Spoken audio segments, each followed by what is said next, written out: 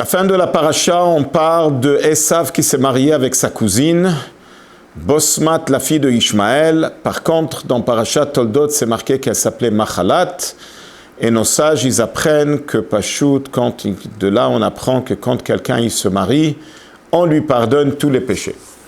La grande question qui se pose, est-ce que vraiment Esav, qui a réussi déjà à faire tellement de mal, HaKadosh Baruch Hu lui pardonne tout quand ça arrive le jour de son mariage?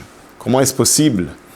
Et n'oublions pas que déjà Esav, à l'âge de 15 ans, il a déjà tué une personne et il a tué Nimrod, qui était le roi qui dominait sur le monde entier. Et quand il est venu, il a vu que Yaakov est en train de préparer des lentilles et il voulait manger. Alors Yaakov lui a dit, devant-moi la Bechora. Il a dit, qu'est-ce que j'ai besoin de Bechora? De toute façon, Hine Anochi Olech Lamut. Il a dit que de toute façon, il va mourir. Qu'est-ce qui arrive à un jeune de 15 ans qui a déjà perdu? Il s'est marqué dans la Torah qu'il était fatigué de la vie. Il a déjà réveillé en lui une acte de suicide. Qu'est-ce qui est arrivé à un jeune de 15 ans? C'est parce qu'il a tué déjà une personne ce moment-là.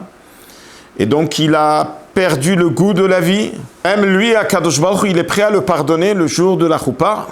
On va le comprendre par une histoire. Il y avait un rabbin qui s'appelait le rabbin Chaim Berlin, qui était le fils du natif de Volozhin, qui était grand rabbin de Moscou il y a 150 ans.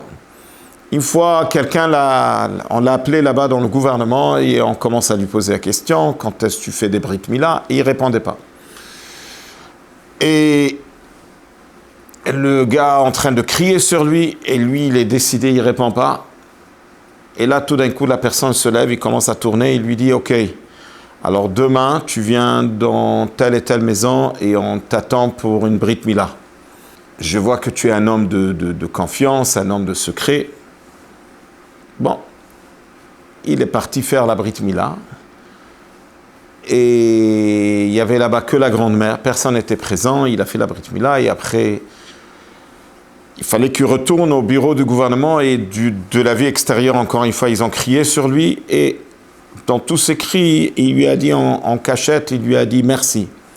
Il lui a posé la question, mais pourquoi tu te rentres dans des problèmes pareils? Je ne vois pas que vous croyez vraiment dans ces choses.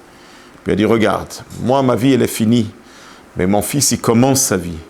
Je voudrais qu'il la commence au pied droit et qu'il fasse attention à la Brit Mila. Et de là on comprend,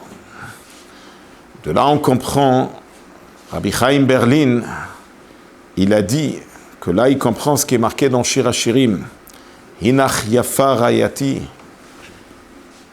Et le verset il dit, Hinach Yafa Rayati, Hinach Yafa Enaich Yonim. Comment tu es belle et comment tes yeux sont beaux, les yeux d'un colombe. Est-ce que vraiment c'est les plus beaux yeux, c'est les yeux d'un colombe? C'est pas ça que le Shir HaShirim veut nous dire. Il veut nous dire qu'il s'agit d'une personne, la colombe, elle va jamais quitter le nid. Même si elle doit partir quelque part, elle surveille son nid. C'est pareil aussi le juif. Le juif, il ne peut jamais se déconnecter du judaïsme. Il reste toujours connecté. Et là, on va comprendre que même un gars rachat comme Esav, c'est pour cela que la preuve qu'Akadosh Baruch Hu pardonne sur les péchés, elle amène de Esav. Que même un gars comme Esav, Hachem, qui est tombé tellement bas. Pourquoi on n'a même pas Ishmaël? Ishmaël, ce n'est pas un juif. Mais Esav, c'est un juif qui a fauté.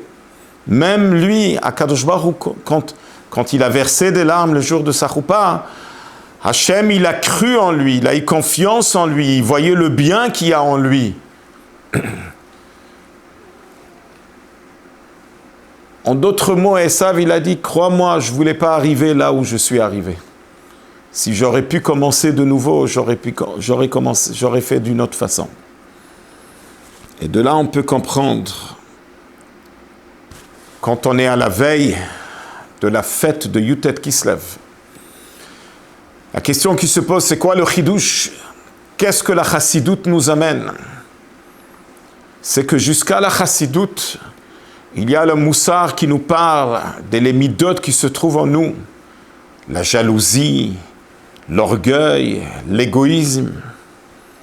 La chassidoute, elle est venue pour nous parler de l'autre moitié, de notre deuxième âme, qui est une partie profonde de Dieu lui-même. La chassidoute est venue pour nous élever. La chassidoute est venue pour qu'un juif, il ne faut jamais qu'il se décourage. Si tu t'assois avec un juif et tu commences à lui parler de toutes ces mauvaises choses qui se trouvent en lui, des fois il va se décourager, il va laisser tomber. La chassidoute, elle vient et nous parle de ce côté exceptionnel qui se trouve en nous, pour nous donner de courage, pour nous donner cette puissance, pour pouvoir aller en avant et pour pouvoir s'élever. Et c'est pour cela que c'est tellement important de fêter et de célébrer mardi et mercredi prochain le nouvel an de la chassidoute, le jour que Rabbi Shneur Zalman est sorti de prison, et prendre des forces pour toute une année pour, Be'ezrat Hashem, amener ce moment extraordinaire que nous attendons tous, l'arrivée de Mashiach. Shabbat Shalom.